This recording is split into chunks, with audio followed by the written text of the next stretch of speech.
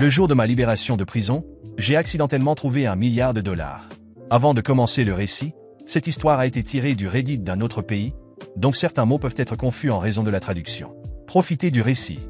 J'ai immédiatement composé le numéro de mon père avec excitation, mais il raccrochait à chaque fois que j'appelais. Inquiet qu'il se soit passé quelque chose à la maison, j'ai couru tout le long du chemin jusqu'à ce que j'arrive. Mais dès que j'ai atteint la porte, j'ai entendu la femme de mon frère se plaindre. Pourquoi est-il sorti? Quelqu'un comme lui ne devrait-il pas mourir en prison? Ma mère a répondu, quand il reviendra, nous le mettrons dehors et le laisserons mourir comme un pauvre. Entendre leur conversation m'a fait plonger le cœur au fond. J'étais en prison parce que j'ai dû prendre le blâme pour mon frère. J'ai aussi payé cette maison. Je les ai soignés de tout mon cœur, mais ils m'ont fait ça. Je voulais faire demi-tour et partir, mais je n'ai pas pu m'empêcher de frapper à la porte. Ma mère a ouvert la porte et a fait semblant d'être surprise. « Ethan, tu es déjà de retour?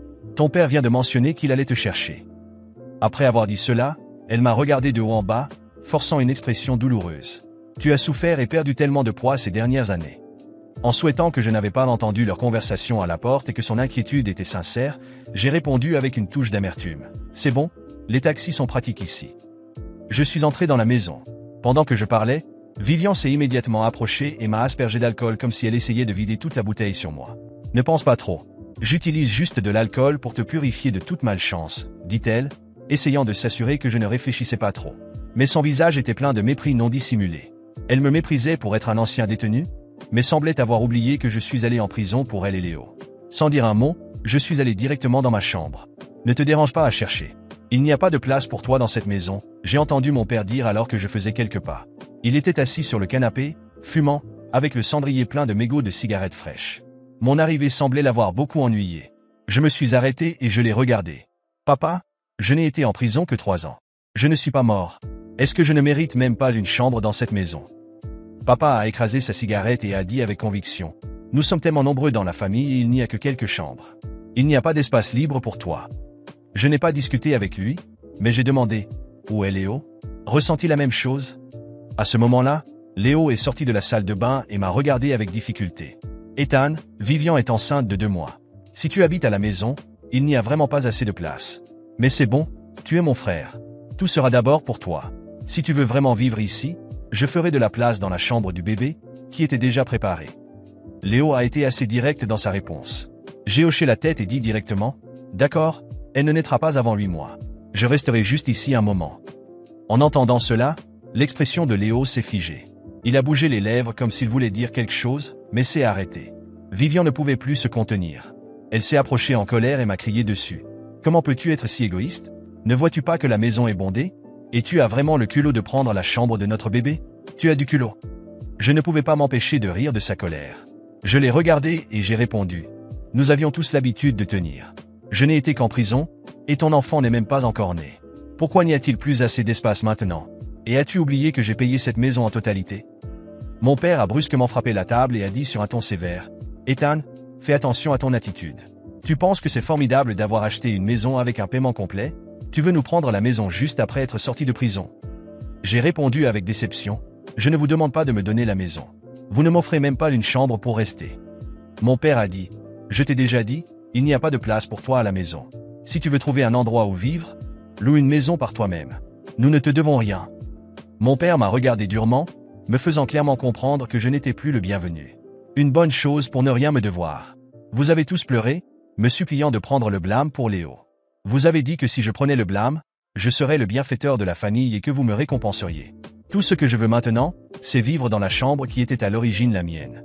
Est-ce trop demandé? Est-ce ainsi que vous envisagez de me récompenser? J'ai parlé, chaque mot étant imprégné d'un tourbillon d'émotions agitées dans ma poitrine. C'était Léo et Vivian qui conduisaient ma voiture à grande vitesse et dans la mauvaise direction quand ils ont percuté quelqu'un.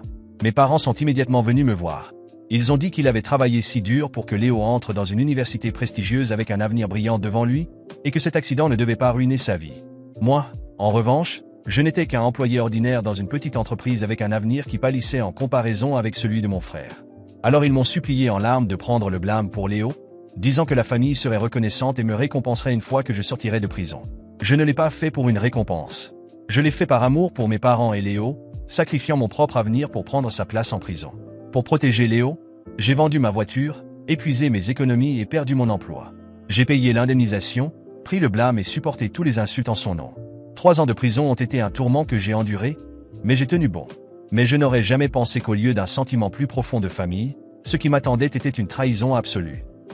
Ma chère famille était devenue des personnes ingrates qui me jetteraient une fois que mon utilité serait terminée. Ethan, je sais que tu es contrarié, mais nous avons aussi traversé des moments difficiles ces 3 dernières années. Avoir un criminel dans la famille nous a rendu la cible de moqueries partout où nous allions. Si tu vivais vraiment ici, nous serions encore plus la risée. Ne peux-tu pas penser à nous pour une fois? Léo, pour qui j'avais renoncé à tout, révélait maintenant ses véritables pensées. À ses yeux, j'étais désormais un fardeau qui avait apporté la honte à la famille. Tout espoir restant dans mon cœur s'était complètement éteint. Il n'y avait plus de chaleur dans ce foyer. Tous mes sacrifices étaient devenus la plus grande blague. Regardant Léo avec une attitude condescendante, je dis froidement: Léo, n'oublie pas que c'est toi qui aurais dû être en prison. C'est toi qui as apporté la honte à la famille.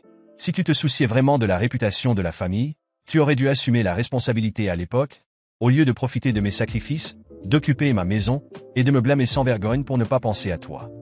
En entendant cela, Léo rougit immédiatement de colère et de honte et répliqua irritablement: Tu as pris la responsabilité, mais je t'ai déjà remercié. Que veux-tu de plus de ma part? Tu es mon frère aîné. N'était-ce pas ton devoir? As-tu vraiment besoin de continuer à me rappeler une affaire aussi triviale? Léo parlait comme si ma peine de 3 ans était comparable à quand je lui donnais le plus gros morceau de poulet. Sa simple gratitude était censée régler la dette. Mon père, comme toujours, défendit Léo et me réprimanda. En tant que frère aîné de Léo, tu veux de la reconnaissance pour avoir fait un petit service. Comment peux-tu être si mesquin? Oui, tu es un criminel inutile qui vit aux dépens de la famille. Si tu dépends de nous, que se passera-t-il quand mon enfant naîtra? Vivian, caressant son ventre, parla sans pitié. Ma mère avait également l'air grave et me dit: Ethan, ton père et moi espérons toujours avoir un petit enfant. Tu n'es plus jeune. Même si tu sors et loues un endroit par toi-même, c'est ce qu'il y a de mieux à faire. Il se faisait écho.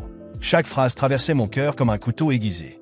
J'étais complètement déçu, mais mes yeux étaient encore humides de larmes incontrôlables.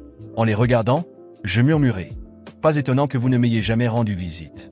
Une fois, pendant les 3 années où j'étais en prison, je me convainquais que vous étiez trop occupé pour me voir, alors vous me trouviez simplement embarrassant.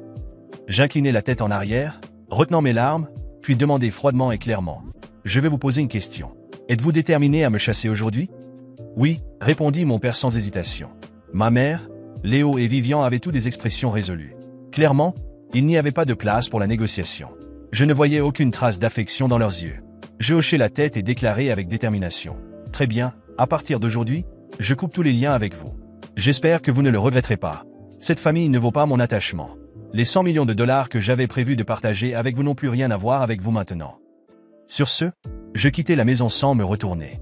Derrière moi, il y avait le rugissement rancunier de Vivian. Arrête de faire semblant. Dès que j'ai mentionné l'argent, tout le monde m'a regardé avec confusion et pratiquement sous le choc. Pendant que je partais, ils m'ont demandé de quel argent il s'agissait, et j'ai fini par révéler que j'avais trouvé $1 milliard. Ils ont douté parce que c'était une somme énorme, et je pense que vous, les lecteurs, pourriez aussi en douter. Mais ce que je n'avais pas mentionné dans les parties précédentes de ce récit, c'est que j'ai trouvé un billet de loterie, j'ai décidé de jouer les mêmes numéros, et c'est ainsi que j'ai gagné cet argent. J'ai dit à ma famille cela, et immédiatement, ils ont changé d'attitude, mais non pas pour une attitude heureuse, mais pour plus de colère, car ils pensaient que je devais leur donner l'intégralité du prix, et non seulement 100 millions pour Ethan, car si ce n'était pas pour lui, je n'aurais pas été en prison et trouvé cette somme. J'ai dit qu'après tout le mépris et après avoir été expulsé de la maison, ils voulaient encore que je leur donne mon argent. Je suis parti immédiatement sans réfléchir. Après de nombreux appels manqués et quelques semaines de silence total, je pensais que je pourrais avoir un peu de paix, mais malheureusement, je me suis trompé. Croyez-vous que ma propre famille m'a poursuivi en justice pour le montant du prix, en prétendant que c'était Ethan qui aurait dû aller en prison et voir le billet? Je n'en revenais pas et je n'ai pas économisé sur les avocats, car je trouvais cela totalement absurde. Après avoir perdu des années de ma vie en prison à cause de lui, ils avaient encore le culot de vouloir me prendre ce qui est à moi. À l'époque, pendant tout le procès, c'était presque surréaliste. Mon avocat m'a conseillé de rester silencieux pendant le procès car le jury pourrait pencher en faveur de ma famille, mais je n'ai pas pu me retenir quand ils ont audacieusement dit que je ne méritais pas l'argent parce que j'étais allé en prison à la place d'Ethan. À ce moment-là, mon avocat m'a retenu pour ne pas parler et a montré que j'étais innocent et que ce que lui avait fait était un crime, et que donner mon billet gagnant à eux serait injuste, car cela n'avait rien à voir avec eux, et a demandé une amende de plusieurs millions pour l'emprisonnement injuste, avec une peine supplémentaire pour Ethan pour avoir menti. Ma famille a commencé à crier que c'était un absurde, que j'étais ingrat, et j'ai honnêtement pleuré à ce moment-là pour toutes les choses négatives qu'il avait dites sur moi, même après tout ce qu'il avait fait. Heureusement, le jury a voté en ma faveur, Et le juge a décidé qu'il devait vendre la maison pour me payer une indemnité et a ordonné non seulement l'emprisonnement d'Ethan, mais aussi celui de ma famille pour complicité. J'ai aussi été condamné pour avoir prétendu être l'auteur du crime, mais le juge n'a imposé qu'un montant de caution que je pouvais facilement couvrir avec le montant du prix. Ma famille était furieuse, et bien que j'aurais pu demander l'annulation de cette sentence, j'ai voulu les voir passer par tout ce que j'ai traversé, et depuis lors, je n'ai plus eu de nouvelles d'eux. Pensez-vous que j'ai bien agi ?